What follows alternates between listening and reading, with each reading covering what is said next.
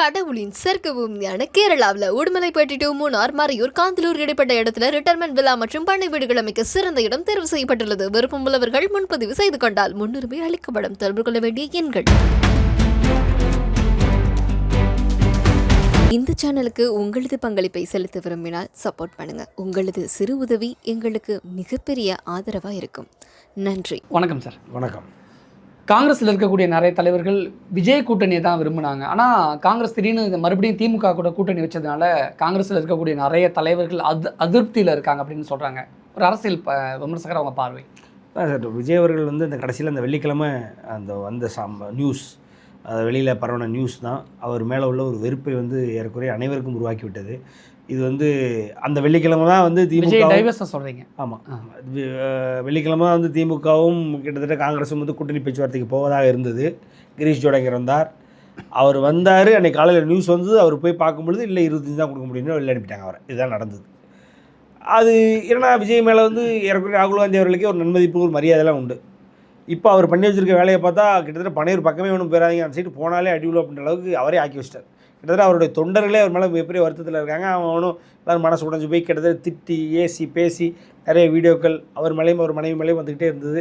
எங்களை எதுக்கு ஏமாதி அரசியல் வளர்ச்சி எதுக்கு இவ்வளோ மோசமாக இருந்திருக்கா வச்சுருக்கேன். நிறைய பேர் தொண்டர்களே அவர் மதிக்க முடியாத ஒரு சூழ்நிலை உருவாக்கிட்டார் விஜய். அப்போ இந்த நேரத்தில் காங்கிரஸ் போய் உட்காந்து அப்படின்னா இவ்வளோ கேவலமான கூட போய் நீ கூட்டணி வைக்கிறேன்னு காங்கிரஸ் கேள்வி வருன்றதுனால காங்கிரஸ்னால் அங்கே போகவே முடியாது. அதுவும் குறிப்பாக திமுகவுடனான பேச்சுவார்த்தை நடந்து கொண்டு இருக்கும்போது இந்த நியூஸ் வந்ததுனால திமுக ரொம்ப ஸ்ட்ராங்காக இல்லை ஏன்னா இனிமேல் காங்கிரஸுக்கு போக்கு இல்லை அப்படின்னு ஆகிப்போச்சு. போகிறதுக்கு இடம் இல்லை. அவங்க காங்கிரஸ் பூச்சாண்டி விஜய் ஒரு பூச்சாண்டி பேரை வச்சு காமிச்சிக்கிட்டே இருந்தாங்க. அப்புறம் விஜய் இந்த மாதிரி பண்ணதுக்கப்புறம் இனிமேல் காங்கிரஸுக்கு போக வழியில் உடனே அவர் 25 தான் தர முடியும்னு நேற்று கிட்டத்தட்ட தொங்குன்னு எக்ஸ்ட்ரா ஒரு 3 வாங்கியிருக்கிறாங்க. அவ்வளோதான்.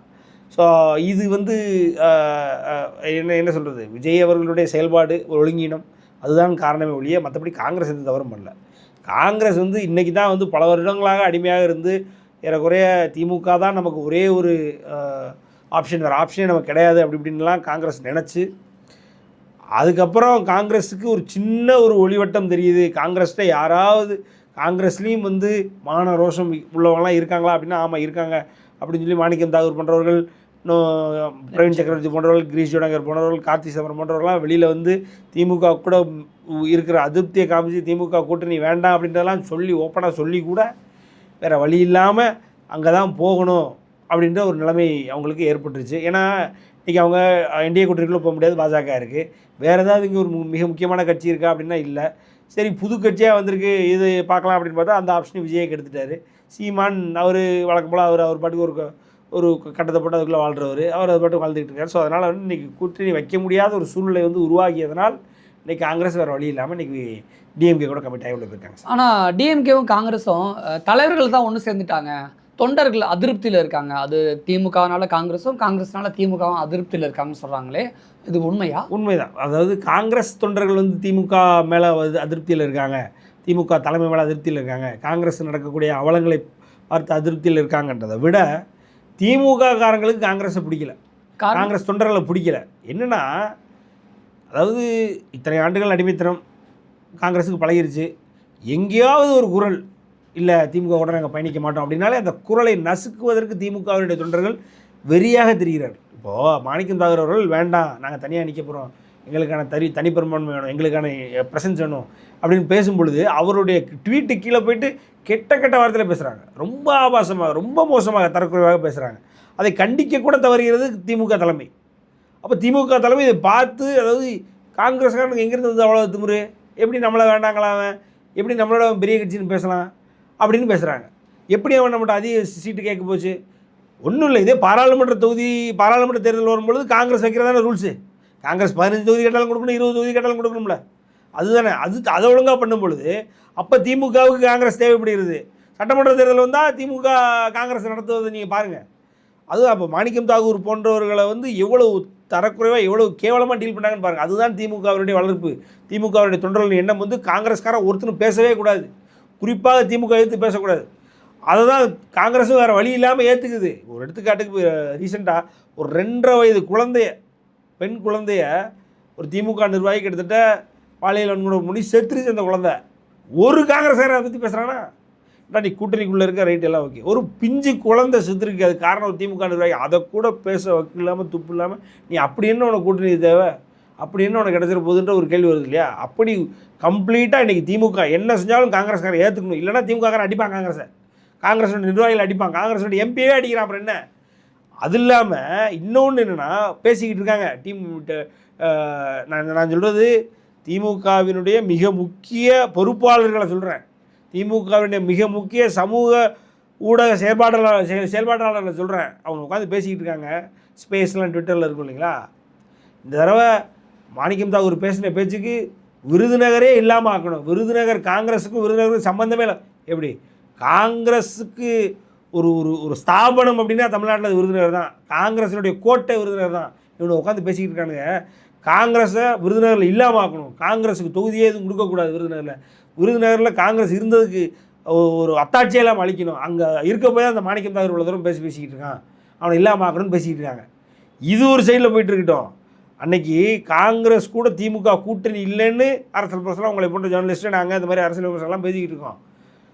முக்கியமான அதிகார இடத்துல இருக்கக்கூடிய மிக முக்கிய தலைமை பொறுப்பில் இருக்கக்கூடியவர்கள், சமூக ஆர்வலர்கள், சோஷியல் மீடியா இன்ஃப்ளூயன்சர்ஸு, சமூக ஊடக செயல்பாட்டாளர்கள், திமுகவை சார்ந்தவர்கள் இதே வரியை சொல்லி வச்சாப்புல எல்லாரும் போடுறாங்க, காங்கிரஸ் இல்லாத சட்டமன்றத்தை உருவாக்க காத்திருக்கிறோம் அப்படின்றாங்க. ஆக திமுகவுக்கு காங்கிரஸ் வேண்டாம், ஆனால் வேறு வழி இல்லாமல் சரி இன்றைக்கி தலைமை இந்த முடிவு எடுத்துக்கின்றதால நம்ம கட்டுவிட்டு போவோன்னு போகிறாங்க. ஆனாலும் இந்த தடவை எலெக்ஷனுக்கெலாம் வேலை பார்க்க மாட்டாங்க சார். எலெக்ஷன் காங்கிரஸில் காங்கிரஸ் எந்தெந்த தொகுதியில் இருக்க போகிறதோ 28 தொகுதியில் எந்த தொகுதியிலும் வேலை பார்க்க மாட்டான், திமுக அமைச்சரே வேலை பார்க்க மாட்டான், திமுக மாவட்ட பொறுப்பாளர் வேலை பார்க்க மாட்டான், தேர்தல் பொறுப்பு எவனும் வேலை பார்க்க மாட்டான்றது ரொம்ப தெளிவாக இருக்கான். திமுக காங்கிரஸ்க்காக வேலை பார்க்காது, காங்கிரஸ் திமுக வேலை பார்க்காது, காங்கிரஸ் திமுக வேலை பார்க்கும். ஏன்னா அவங்க அந்த அடிமை மனநிலையிலேருந்து வெளியில் வரல. திமுககாரன் இவனுக்கு நம்ம ஏன் வேலை பார்க்கணுன்னு இருக்கான். அது இல்லாமல் திமுககாரன் இந்த 28 தொகுதியிலும் தனக்கு கிடைக்கிற வாய்ப்பு பறிபோகுது தான் நினைக்கிறான். ஏற்கனவே தேமுதிக உள்ள வந்து ஒரு 6 தொகுதியோ 7 8 எத்தனையோ தொகுதி அவன் பறிக்க போகிறான். ஏன்னா 20 வருஷம் நான் தேமுதிகவையும் தேமுதிக எண்ணி எதிர்க்குது சார். நீங்களும் நானும் 20 வருஷம் எதிரி. சட்டுன்னு உங்களுக்கு ஒரு ஃபோன் வருது, சத்யநாராயணசாமி என்ன கேட்டாலும் செஞ்சு கொடுக்கணும், அவர் தான் உங்களுக்கு எல்லாமே அப்படின்னா நீங்கள் எப்படி நீங்கள் சொல்லுங்கள், மனசாட்சி எப்படி சொல்லுங்கள்? அதான் நடக்குது சார். கீரியும் பாம்புன்றதை விட வேறு ஏதாவது ஒரு காம்பினேஷன் இருந்தால் அதான் சார் தேமுதிகவும் திமுகவும். விஜயகாந்தே அப்படி தானே இருந்தார், அவர் செத்ததே எதுக்கு சார்? திமுகவை ஒழிக்கணும் தானே செத்தார், ரைட்டுங்களா? அப்படிப்பட்ட ஒரு மனநிலையை கொண்ட ஒரு கூட்டத்தை 20 வருடமாக உருவாக்கி விட்டு இன்றைக்கி போய் நீங்கள் திமுக வேலை பார்த்து திமுகவில் ஸ்டாலின் அவர்களை ஜெயிக்க வச்சு சிஎம் ஆக்கணும் சார். எதிர்க்கட்சி அந்தஸ்தை இழக்க வச்சது தேமுதிக, ரைட்டுங்களா? அப்படிப்பட்ட மனநிலை கொண்டவர்களை நீ சிஎம் ஆகிறது வேலை வேறு அப்படின்னா எப்படி வேலை பார்ப்பாங்க? அதே மாதிரி இவங்களுக்கு வேலை பார்த்துனா இவங்க எப்படி வேலை பார்ப்பாங்க? என்ன பேசியிருக்காங்க தேமுதிகாரன் திமுககாரன் ஒவ்வொருத்தரையும். அப்போ இதெல்லாம் மறந்துட்டு கை குலுக்கிட்டு நீ பேசிட்டு போனால் பார்ப்பான், எவ்வளோ இணக்கமாக எவ்வளோ எதிர்பார்த்தது, அதாவது ஒரு ஈடுபாடோட பார்ப்பான்றது இருக்கு இல்லையா? அதனால் வந்து இன்றைக்கி காங்கிரஸ் திமுகவும் ஈடுபாடோடு வேலை செய்யாது, தேமுதிகவும் திமுக ஈடுபாடோடு வேலை செய்யாது. பொருந்தா கூட்டணி என்ற வார்த்தை இவர்களுக்கு சரியாக பொருந்தும். பொருந்தா கூட்டணி அப்படிங்கிறதுனால இதனால் திமுக காங்கிரஸோட வெற்றி எந்த அளவுக்கு பாதிக்கப்படும் சார்? 28 தொகுதிகள் ஏறக்குறைய 10,000 வாக்குகள் வித்தியாசத்தில் 2021 ஐயா ஸ்டாலின் அவர்கள் ஜெயிச்சு தான் சிஎம் ஆனார். அந்த 28 தொகுதியிலும் 10,000 வாக்குகளும் பார்த்திங்க அப்படின்னா காங்கிரஸ் கொடுத்த வாக்கு.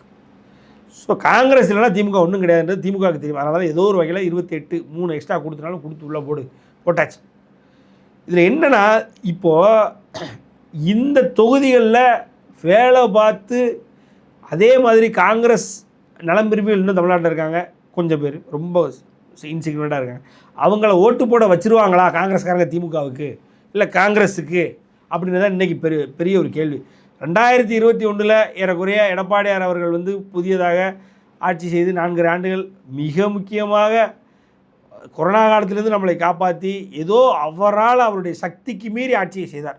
ஆட்சிக்கு புதியவர், ஆட்சிக்கு முதன்மையாக ஆட்சி கட்டில் அமர்கிறார். இருந்தாலும் வந்து ஒரு புது சிஎம் நம்மளை ஹேண்டில் பண்ணுற மாதிரியே தெரியல. ஒரு proper well seasoned well known statesman நம்மளை ஆட்சி பண்ண மாதிரி இருந்தது. ஸோ அப்படி இருந்த பொழுதும் கூட திமுக தன்னுடைய ஊடகங்களை, தன்னுடைய அடிமை ஊடகங்களை, தன்னுடைய கூட்டணி கட்சிகளை அனைவரையும் பயன்படுத்தி மக்கள் மண்டையை கழுவி ஏதோ ஒரு வகையில் ஆட்சிக்குள்ளே வந்துட்டாங்க, ரைட்டுங்களா? இது நடந்தது 2021 நடந்துருச்சு. இது அதிமுக மேலே உள்ள எதிர்ப்பு, அதிமுக மேலே இருந்த அன்னைய உள்ள அதிருப்தி. ஏன்னா அதிமுகவை அன்று மக்கள் வந்து ஜெயிக்க வச்சது காரணம் ஜெயலலிதா அவர்கள். எடப்பாடியார் அவர்கள் உள்ளே வந்தது வந்து காலத்தின் கட்டாயம். ஆனால் அவர் நியாயமாக இருந்தார் மக்களுக்கு உண்மையாகவும் கட்சிக்கு உண்மையாகவும் கட்சி தொண்டர்களுக்கு உண்மையாகவும் இருந்தார். அது வேற கதை. இது இன்றைக்கி மக்களுக்கு புரியுது. ஆனால் அன்னைக்கு மக்களுக்கு புரியாமல் அதிமுக மேலே உள்ள ஒரு அதிருப்தி, பாஜக மேலே உள்ள ஒரு அதிருப்தி, இதுதான் வந்து அன்னைக்கு டிஎம்கே உள்ளே கொண்டு வச்சது. வேறு எதுவுமே இல்லை. ஸ்டாலின் மேலே மக்களுக்கு பெருசாக ஒரு நன்மதிப்போ, ஸ்டாலின் மேலே ஒரு ஆசையும் இல்லை. அதே தான் இன்றைக்கும் தொடருது. இன்றைக்கி பார்த்தீங்கன்னா திமுக தொண்டர்களையும், திமுக நிர்வாகிகளையும், திமுக தலைவர்களையும், அமைச்சர்களையும், எம்எல்ஏக்களையும் அவ்வளவு இருக்கிற மக்கள். ஏன்னா ஊழல் குற்றச்சாட்டு, பாலியல் குற்றச்சாட்டு, அதே நேரத்தில் பெண்களுக்கு எதிரான வன்கொடுமைகள், பெண்களுக்கு எதிரான பிரச்சனைகள், அதே நேரத்தில் வேலைக்கு செல்கிறவங்களுக்கு வேலை கிடைக்காமல் இருக்கிறது, பல பிரச்சனைகள் அடுக்கடுக்கான பேசிக் அம்யூனிட்டிஸ், பேசிக் யூட்டிலிட்டிஸ் எதுவும் கிடைக்கல. ஒரு ஒரு சொத்து வரி அதிகமாகிருச்சு 220%. ஒரு நீருக்கான டேக்ஸ் அதிகமாகிருச்சு. அதே மாதிரி இப்போ பார்த்திங்க அப்படின்னா ஒரு ஒரு ஒரு ஒரு பவர் சார்ஜ் சர்சார்ஜஸ் எவ்வளோ கூடியிருக்கு. அதே நேரத்தில் ஒரு பெட்ரோல் டீசல் விலை, பால் விலைன்னு எல்லா பேசிக் கம்யூனிட்டிஸ் ரேட்டு கூடியது. அதனால் மக்கள் வந்து இன்னும் அந்த அதிமுகவில் உள்ள அதிருப்தினால திமுக கொண்டு வந்தான். இன்றைக்கி திமுக மேலே அதிருப்தியில் இருக்கான். அதனால் அதிமுக கொண்டு வரது தான் தயாராக இருக்காங்க. என்ன தான் கூட்டணி சேர்ந்தாலும் அதிமுக சொற்ப சதவீத வித்தியாசத்தில், சொற்ப ஓட்டுக்கள் வித்தியாசத்தில் இந்த தடவை ஜெயிக்கும்னு தோணுது சார். கூட்டணியில் திமுக வந்து காங்கிரஸ் தான் முக்கியத்துவம் கொடுக்குது, விசிகாவுக்கும் கம்யூனிஸ்ட்டுக்கும் அதிமுகவுக்கும். அவங்களாம் பழைய அடிமை சார். அப்படின்னா அவங்க அதிருப்தியில் இருக்காங்க. அவங்களாம் பழைய அடிமை. நீ அவ்வளோதான், முடிஞ்சு போச்சு. நீ இனிமேல் பேசுறதுக்கே தைத்து சார். கூட்டணி ஆட்சி சரி ஓகே, அதிகாரத்தில் உங்களுக்கு பங்கு கிடையாது. அதிகாரத்தில் திமுக தான் இருக்க போகிறாங்க. கூட்டணி கட்சிகளாக நீங்கள் இருக்க போகிறீங்க. பேசவே இதை பயந்தீங்கன்னா உங்களை பார்த்து அவன் எப்படி போய்விடுவான்? உங்களுக்கு அதிகாரத்தில் ஒன்றும் கிடையாது. நீங்கள் எம்எல்ஏ தான். அமைச்சராக போகிறதில்ல, முக்கிய பொறுப்பு உங்களுக்கு கொடுக்க போகிறதில்ல. சட்டமன்றத்துக்கு போகிறீங்க, வரீங்க, உங்கள் தொகுதி வந்து தொகுதிக்காரங்க உங்களை ஜெயிக்க வைக்கிறாங்க. ரைட்டா? சரி, இதுக்கு மேலே உங்களுக்கு எதுவும் கிடையாது. 5 வருஷம் ஆட்சியில் எவ்வளவோ மக்கள் விரோத செயல்கள் நடக்குது. இந்தியாவில் எந்த ஒரு மாநிலத்தில் நடக்காத மக்கள் விரோத செயல்கள்லாம் இங்கே நடந்துகிட்டு இருக்குது. இந்துக்களுக்கு எதிராக, இன்னும் சொல்லப்போனால் முஸ்லீம்களுக்கு எதிராக, முஸ்லீம்களோட ஆபத்து வந்தவன் என்று சொல்லக்கூடிய திமுக முஸ்லீம்களுக்கு எதிரான செய்த செயல்கள்லாம் நம்ம பட்டியலிட்டு போயிட்டே இருக்கலாம். ஆளு ஷானவாஸ்லாம் கூப்பிட்டு கேட்கணும் இதெல்லாம் நடந்திருக்கு அப்படின்னு. அப்படி இவ்வளவு பிரச்சனை, ஒரு பிரச்சனை கூட குரல் கொடுக்கலாம். நீ எவ்வளவு பெரிய அடிமை ஆகிட்ட. அப்போ காங்கிரஸ் இது வரைக்கும் பேசாத பேச்செல்லாம் இப்போ பேசுனதுனால தான் கூடுதலாக தொகுதிகள் வாங்கிட்டாங்களா? அவ்வளோதான். அப்போ இதே தான் இனிமேலும் விசிகாவுக்கும் அதிமுகவுக்கும் கம்யூனிஸ்ட்டுக்கு தோணும்ல. அப்போ நம்மளும் காங்கிரஸ் மாதிரி விமர்சனம் பண்ண பேசினாதான் அது அவங்களுக்கு தோணணும்ல. உங்களுக்கு தோணுது சார், எனக்கு தோணுது இல்லை, அவங்களுக்கு தோணணும்ல. தோண மாட்டேங்குதே சார். தொகுதி உனக்கு பொது தொகுதி கிடையாது, தனி தொகுதி தான், வேலையை பார்த்துட்டு போ அப்படின்னா சரி ரைட் ஐயா வந்துடுறேன், அவ்வளோதான். 2 தொகுதிமா போகுதுயா, நீ என்ன கொடுக்குறீங்களோ வாங்கிட்டு வந்துடுறேன். இவ்வளோதானே அவங்களோட மனநிலை சார். இப்போ மொத்தமாக சேர்ந்து என்ன பண்ணிடுறானுங்க, பாஜக உள்ள விட்டுறக்கூடாது அப்படின்றாங்க. அதில் ஒன்று கூட்டிடுறானுங்க. தன்னுடைய சுய மதிப்பு, சுய மரியாதை இழந்து பாஜக உள்ள வரக்கூடாதுன்னு அது என்ன மாதிரியான ஒரு எதிர்ப்பு சார்? அது தன்னுடைய சுயத்தை இழக்கிறதே ஒரு கேவலம் இல்லையா? அப்படித்தானே இவங்களாம் பழைய அடிமையிலாக இருக்காங்க. ஐயா வைகோ அவர்கள்லாம் 93 தமிழ்நாட்டினுடைய ஒரு ஒரு ஒரு மாணிக்கம் சார், ஒரு மரகதம் சார். அவர் இன்றைக்கி பார்த்தீங்கன்னா திமுகவினுடைய ஒரு பிரதான அடிமை. திமுக எதிர்க்கிறதா உயிர் மூச்சா வாழ்ந்த ஒரு வைகோ இன்றைக்கி திமுக சின்னத்தில் போட்டி போட்டுக்கிட்டு இருக்காரு. அவர் இன்றைக்கி பாருங்கள், தேமுதிக 20 வருடமாக விஜயகாந்த் அவர்கள் உயிர் நீத்தது திமுக. இன்றைக்கி அவங்க சின்னத்தை இழந்துட்டாங்க. திமுக சின்னத்தில் உதயசூரன் சின்னத்தில் ஓட்டு போட்டு தான் தேமுதிக ஜெயிச்சு வரணும்னா ஓட்டு போடும்போது ஒவ்வொரு தொண்டனும் கை கூசாது, பட்டன் அழுத்தும் போது கை கூசாது. அப்படிப்பட்ட ஒரு நிலைமை, அப்படிப்பட்ட ஒரு அடிமைத்தனமான வாழ்க்கையை வந்து வாழ்ந்துக்கிட்டு இருக்காங்க. இசிக்கா இடது கம்யூனிஸ்ட், வலது கம்யூனிஸ்ட்லாம் புதிய அடிமைகளாக அந்த மானியமா தேமுதிக அவங்க உள்ளே வராங்க. அதில் பிரதான அடிமையாக இருக்கக்கூடிய காங்கிரஸ் லைட்டாக கேள்வி கேட்டான். அதனால நீங்கள் ஹைலைட் ஆகிட்டான். இனிமேல் ஆட்சியிலே பங்கு கிடையாது, அதெல்லாம் எப்படி சார் கொடுப்பாங்க? அதெல்லாம் காங்கிரஸ் கண்ணோட கனவா? அதெல்லாம் அவங்களுக்கு தெரியும் அதெல்லாம் கிடையாதுன்னு. மிஞ்சி போனால் ராஜ்யசபா, இப்போ தேமுதிக எதுக்குள்ளே சேர்ந்துருக்கு, இந்த சுதீஷுக்கு ராஜ்யசபா சீட்டு கிடைக்கின்றத சேர்ந்தாச்சு. இங்கே வேணால் ஒருத்தர் ராஜ்யசபா சீட்டை வாங்கிடுவான் காங்கிரஸ்லையும், அவ்வளோதான் முடிஞ்சுது. இதுக்கு மேலே ஒன்றும் கிடையாது. நீங்கள் அதனால் ஆட்சியில் பங்கு, அதிகாரத்தில் பங்குலாம் அதெல்லாம் சும்மா, அதெல்லாம் ஸ்டேட்மெண்ட், அதெல்லாம் சொல்லிட்டு ஜாலியாக உங்களை ஏமாற்றி உள்ளே எழுத்து போட்டு ஒன்றும் கிடையாதுப்பா வரல சப்பிட்டு போங்கன்னா சப்பிட்டு போயிறாங்க, அவ்வளோதான் முடிஞ்சுது. சுருக்கமாக ஒரே வரியில் சொல்லணும் அப்படின்னா திமுக காங்கிரஸ் கூட்டணி பார்த்தா என்ன தோணுது? திமுக காங்கிரஸ் கூட்டணி அதாவது பொருந்தா கூட்டணி என்பதை தாண்டி ஒரு அடிமைத்தன்மையினுடைய உச்சபட்சம். அந்த அடிமைத்தன்மையை இன்னும் வந்து காங்கிரஸ் ஏற்றுக்கிட்டு எதிர்பார்த்துக்கிட்டு இன்னும் வந்து அடிமையாகத்தான் வாழப்போகிறார்கள் என்று காங்கிரஸ்காரர்கள் அவர்களே வந்து கன்வின்ஸ் பண்ணிக்கிட்டால் நம்ம ஒன்றும் பண்ண முடியாது. காங்கிரஸில் நல்ல தலைமை வர வேண்டும், குறிப்பாக கார்த்தி சிதம்பரம் போன்றவர்கள் வர வேண்டும். அப்படின்னா தான் சுயமாக சிந்திக்கக்கூடிய காங்கிரஸாக, தமிழ்நாட்டினுடைய காங்கிரஸாக, காமராஜர் தமிழ்நாட்டில் வளர்த்த காங்கிரஸாக இந்த காங்கிரஸ் மறுபடியும் உருவிட்டு வர வேண்டும் என்றால் ஐயா கார்த்தி சிதம்பரம் வர வேண்டும். அவங்க இல்லைன்னா ஒன்றும் பண்ண முடியாது. காங்கிரஸ் என்றும் அடிமையாகத்தான் இருக்க போகுது, அதில் எந்த மாற்று கருத்தும் இல்லை. நிறைய விஷயம் ஷேர் பண்ணிக்கிட்டீங்க, மிக நன்றி.